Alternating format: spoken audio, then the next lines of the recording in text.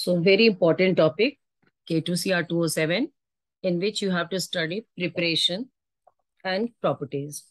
First, preparation. So basically, you always face the problem how to learn it, how to remember it. So you can remember very easily. So it is prepared in 3 steps. In first step, chromite ore, that is FeCr2O4, which is actually mixed oxide of FeO dot Cr2O3, which is also called chromite ore. So this chromite ore reacts with sodium carbonate and air oxygen to form sodium chromate, that is Na2CrO4, plus byproduct Fe2O3 plus CO2. Question is, it is very difficult to remember balancing, although we have to balance. So very easy, tricky method you can learn, just like a mobile number. 4, 8, 7, 8, 2, 8.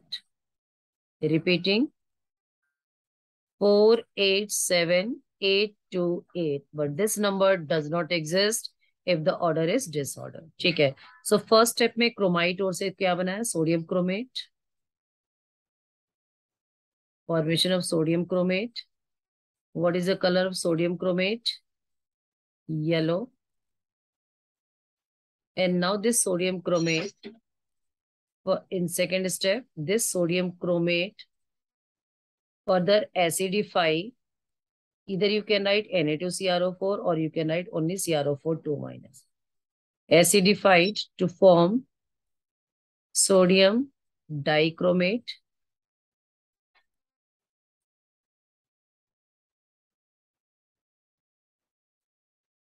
Sodium dichromate. You can balance it. What is the color of sodium chromate? It is orange color. It is not red. It is orange color. And now in third step, this sodium chromate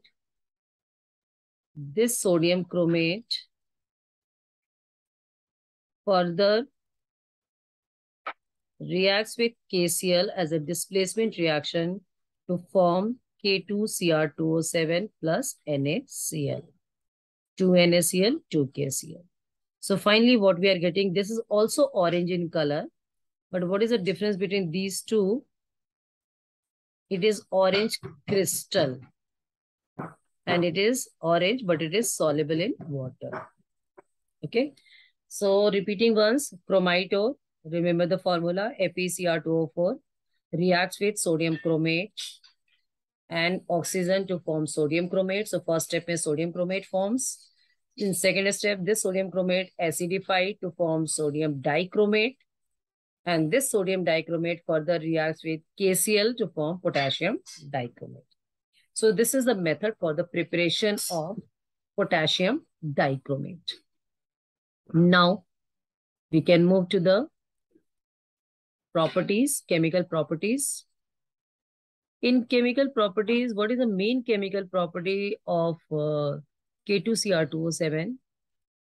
The one main chemical property, K2Cr2O7 is a strong oxidizing agent. It is a strong oxidizing agent. So how you can prove that it is strong oxidizing agent? And it is strong oxidizing agent in which medium? We have to discuss only in acidic medium. तो बच्चे तुम लोग को बहुत problem आती है कि reaction कैसे याद करने हैं. तो बहुत सिंपल मेथड से कर सकते हो. तो पहले तो हम ये देखेंगे, प्रूव करेंगे कि it is an strong oxidising agent. So what is a reaction? What is a common reaction? So better you can remember or write in the form of ionic equation, which is very, very easy for you. Cr2O7, K2Cr2O7, or we can write Cr2O7 2 minus In acidic medium, it reduces to chromium 3 plus. Means the plus 6 oxidation state reduced to plus 3. ठीक है,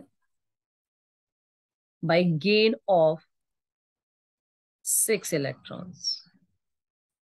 और okay, actually 6 oxidation number 1 chromium के लिए, तो 2 के लिए double हो जाएगा. ठीक है, सेम हियर ऑल्सो. रिपीटिंग, अगर तुम्हें एग्जाम में आता है कि प्रूव दैट कि K2Cr2O7 is strong oxidising agent in acidic medium, तो तुम्हें रिएक्शन याद करना है कैसे. डाइक्रोमेट एसिडिक मीडियम में gives chromium 3 plus. What is the color of dichromate? Orange. And what is the color of chromium 3 plus? Green. यानी orange turns to green. चलो balance करते हैं. Cr2O7 plus H plus gives 2Cr3 plus by 6 electron, gain of 6 electrons. Balancing redox method से कर सकते हो. How many oxygen is there? 7. No. तो for balancing, जिस साइड में ऑक्सीजन कम है उधर 7 वाटर ऐड कर दो, और जिधर हाइड्रोजन कम है उधर H प्लस ऐड कर दो. Now it is balance. तो बेटा तुम इसको याद भी कर सकते हो. Cr2O7 2 minus plus 14H plus plus 6 electrons gives 2Cr3 plus plus 7H2. So this reaction prove that it is an oxidizing agent. ठीक है, अगर ये ऑक्सीडाइजिंग एजेंट है तो जिसके साथ रिएक्ट कर रहा है वो क्या होगा? रिड्यूसिंग एजेंट है. अब एग्जाम में आता है कि दो तरह से क्वेश्चन आता है कि how you can write that it is an oxidising agent, then तो you write this equation. But अगर क्वेश्चन आता है कि what happens when acidified K2Cr2O7, what do you mean by acidified? Means an acidic medium. What happens when acidified K2Cr2O7 reacts with number 1 FeSO4 और iron 2 आ गया, तो कैसे आपको equation लिखना है? फर्स्ट स्टेप तो तुमने यही लिखना है, और सेकेंड स्टेप Fe का लिखना है. दिखा देती हूँ कैसे लिखना है. इसके लिए तुम क्या करोगे, कैसे लिखोगे? फर्स्ट स्टेप तो आपने वही लिखना, Cr2O7 2 minus plus 14H plus. याद हो जाता है लिखते लिखते, नहीं तो एक बार खुद से भी बैलेंस कर सकते हो. 2Cr3 plus plus 7H2. ठीक है, फर्स्ट स्टेप तो तुमने यही लिखा है. सेकेंड स्टेप में ये तो ऑक्सीडाइजिंग एजेंट है, और जिसके साथ रिएक्ट करा वो क्या हो गया? रिड्यूसिंग एजेंट, यानी Fe2 प्लस. ठीक है, अगर K2Cr2O7 रिड्यूस हो रहा है तो जो भी सेकेंड रिएक्ट करेगा, जो भी रिड्यूसिंग एजेंट होगा वो क्या होगा? ऑक्सीडाइज. बस तुम्हें याद रखना कि किस में ये ऑक्सीडाइज हो रहा है. Fe2 plus always oxidise into Fe3 plus by loss of an electron. इसके बाद तुमने बैलेंस करना है. बैलेंस में सिर्फ इलेक्ट्रॉन्स की बैलेंसिंग करते हैं. How many electrons? 6. तो this will be multiply by 6 so that electrons will be cancelled out, and then you write the overall. Electron cancel हो गया, ओवरऑल लिखो क्या आएगा? Cr2O7 2 minus plus 14H plus plus 6 Fe2 plus gives 2Cr3 plus plus 7H2O plus 6 Fe3 plus.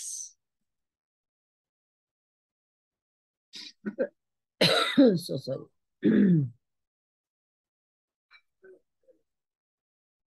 6 Fe3 plus. Okay, हो गया ना? बहुत simple है. तो जैसे हमने एक एग्जाम्पल दिया है, तो हर एग्जाम्पल में पहला स्टेप तो तुम्हारा यही रहेगा, सेकेंड स्टेप जिसके साथ करना है. तो अब एग्जाम में कितने इक्वेशन है? तुम्हें 6-7 इक्वेशन ही सिर्फ याद करने हैं. फर्स्ट है what happens when Fe reacts. Second example क्या होगा? फर्स्ट एग्जाम्पल क्या था, यहाँ पे रिपीट कर देती हूँ. फर्स्ट एग्जाम्पल क्या था? व्हाट हैपेंस व्हेन FeSO4 या Fe2 प्लस. इसमें तुमने क्या करना है?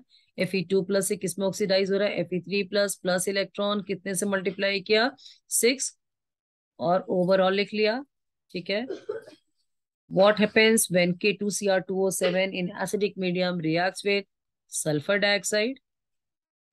सल्फर डाइऑक्साइड से सल्फर ट्राइऑक्साइड या सल्फेट भी बना सकते हो। बैलेंस कर दो। वन ऑक्सीजन कम है, सॉरी, वन ऑक्सीजन कम है इस साइड में। वाटर ऐड कर दो, 2H प्लस ऐड कर दो। इस साइड में 2 इलेक्ट्रॉन भी आएंगे। मल्टीप्लाई करो, कितने से करना है?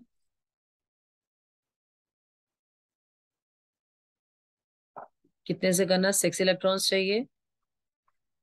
यहाँ पे 2 हैं तो multiply by 3 and then you write overall. ठीक है।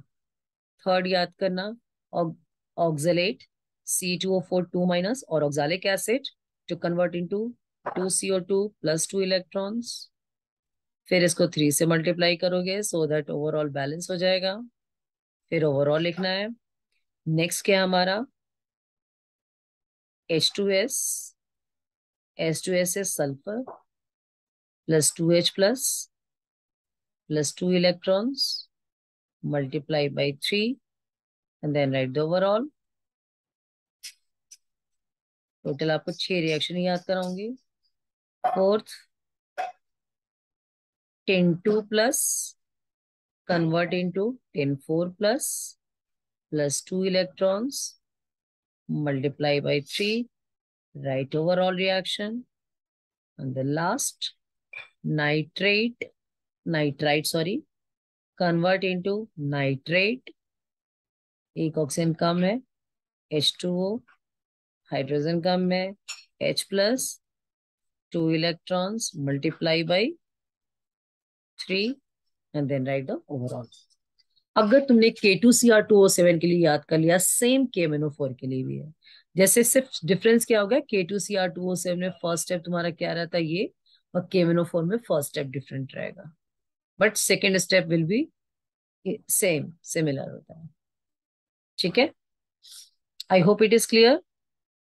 K2Cr2O7 का एक और रिएक्शन है, this is the very very important reaction कि how you can prove that it is an oxidising agent. तो पहला रिएक्शन है कि ऑक्सीडाइजिंग एजेंट है। सेकेंड है acidic medium, inter conversion reaction कहते हैं जिसको, कि पीएच चेंज रिएक्शन कह सकते हैं इसको। In pH change reaction what we say, CrO4 2 minus to Cr2O7 2 minus, यानी क्रोमेट से डाइक्रोमेट बना सकते हो, डाइक्रोमेट से क्रोमेट बना सकते हो। क्रोमेट से डाइक्रोमेट के लिए एसिडिक मीडियम चाहिए और डाइक्रोमेट से क्रोमेट बनाने के लिए बेसिक मीडियम चाहिए, इंटर कन्वर्शन। और बैलेंस करने के लिए वाटर लिख सकते हो। What is the colour of chromate? Yellow. And what is the colour of this? Orange. यानी जब तुम यहाँ पे एसिड मीडियम डालते हो यानी पीएच को लोअर करते हो तो डाइक्रोमेट बनता है, और पीएच को हाई करते हो, बेसिक मीडियम डालते हो तो क्रोमेट। यानी क्रोमेट से डाइक्रोमेट लो पीएच पे, डाइक्रोमेट से क्रोमेट हाई पीएच पे। बस तुमने इतने रिएक्शंस याद करने हैं पोटेशियम डाइक्रोमेट के लिए। तो पोटेशियम डाइक्रोमेट के लिए घबराने की कोई जरूरत नहीं है बच्चे। आपने सिर्फ एक प्रिपरेशन थ्री स्टेप्स के याद कर लो, और ऑक्सीडाइजिंग एजेंट जो कि बहुत बहुत इंपॉर्टेंट है, फर्स्ट स्टेप ये कॉमन रहेगा, और सेकेंड स्टेप के लिए तुमने सिर्फ देखना है कि किससे ऑक्सीडाइज हो रहा है और कैसे ओवरऑल लिखना है। ठीक है, जैसे सेकेंड स्टेप का मैंने सब में लिखा हुआ है, अब तुम सभी को K2Cr2 के फर्स्ट स्टेप के साथ रिएक्ट करके ओवरऑल लिख सकते हो। आई होप इट इज क्लियर। ठीक है, इज इट क्लियर और नॉट? ठीक है, तो अब तुम